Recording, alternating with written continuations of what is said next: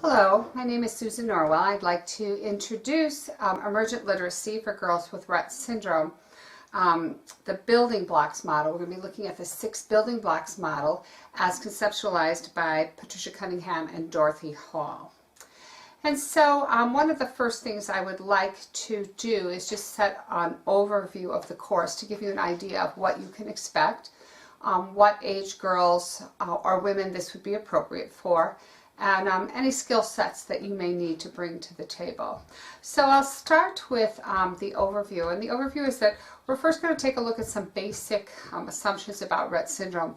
And I always like to start my courses with this because I think that there are some things that are unique to Rett in terms of the characteristics, specifically the apraxia, that often derail schools, parents, therapists' journey with the girls and being able to elicit the best response from them.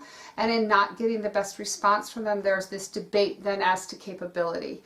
And I am of the firm belief that the girls are very capable, that we're looking at more of a motor disability than we are cognitive disability, but that if we don't formulate the assumptions that are appropriate for the girls and take a look at the biggest roadblocks for them, that we never really get to the place where people are actualizing what they're capable of doing. We're also going to take a look at how we change an instructional perspective based on those assumptions, based on those characteristics that often are difficult for teachers, for therapists, for parents to understand. How do we then change our instructional perspective to meet their needs and to further their progress? We're going to look at play and interaction not only for young girls. So this course is totally appropriate for those girls that are 2, even 18 months, 2 to 5 years of age, who are just beginning on their journey. Families are just beginning on the journeys with Rett syndrome, and they're trying to figure out what they can do to further their literacy development.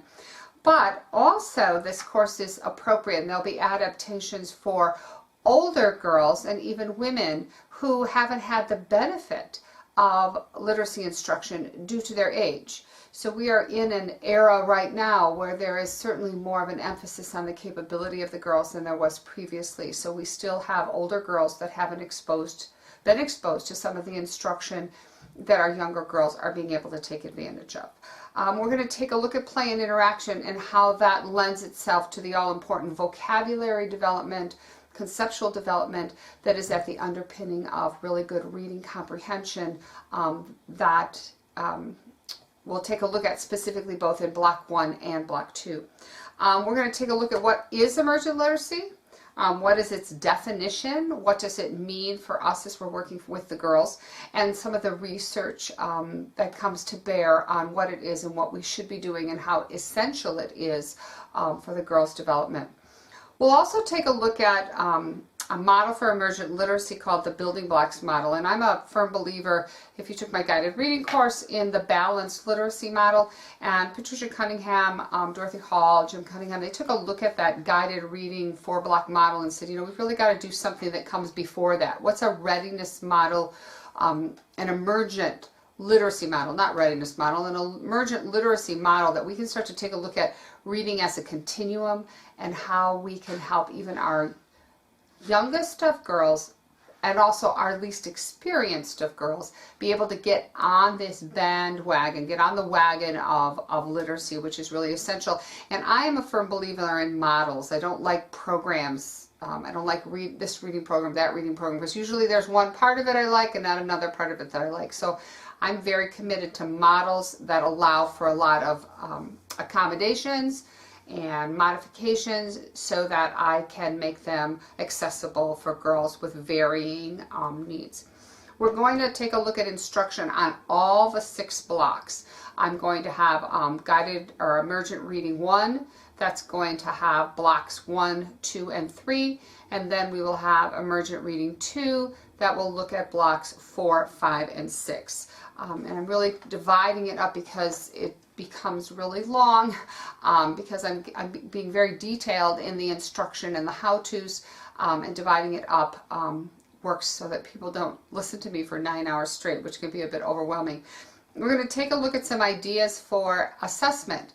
what does it look like for our girls in terms of assessing what they're learning about vocabulary? What are they learning about sound symbol association? What is their phonemic awareness like? What is their beginning reading and writing like? Very beginnings. When we look at our 5-year-olds and 6-year-olds in the emergent model, our kindergartners, they are starting to learn to read. They are starting to learn to write. So how do we assess that and take a look at it for kids that are nonverbal?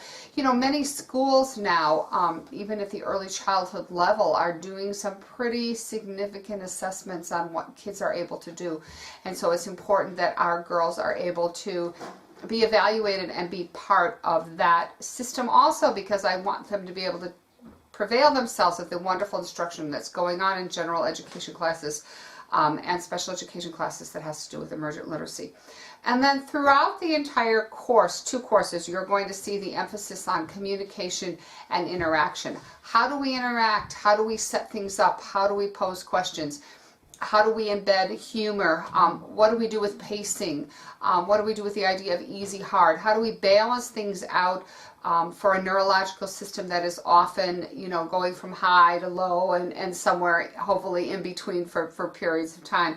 But also, how do we embed that all-important communication? Because we know the importance of communication for literacy, whether it be emergent or it be conventional, that without good communication skills, good vocabulary skills, even general education kids who are neurologically typical and can speak with their mouths, if they have a poor vocabulary, they are doing less well in reading, and that gap in terms of their performance just gets wider if their vocabulary is not good. Those statistics have not even been laid against and that research hasn't even been laid against children with special needs, because we're not even probably even on step 1 in terms of how do we really develop good vocabulary so that they can access literature, they can access emergent literacy skills, they can be read to and understand, they can partake in phonemic awareness, they can do writing, they can formulate ideas. So in this course, in both the courses, there's going to be this heavy emphasis also on how we use books for communication, how we use play for communication, how we develop interaction and communication even for some of our older students, which will look very different because they're not going to want to pretend play necessarily about princesses and things of that nature, yet at the same time they still need some of that fun interaction back and forth that's going to help them build their language at the same time as they need their language to help them with their emergent literacy skills. So welcome to Rett University. Welcome to Emergent Literacy for Girls with Rett. I look forward to being with you in this course. Thanks.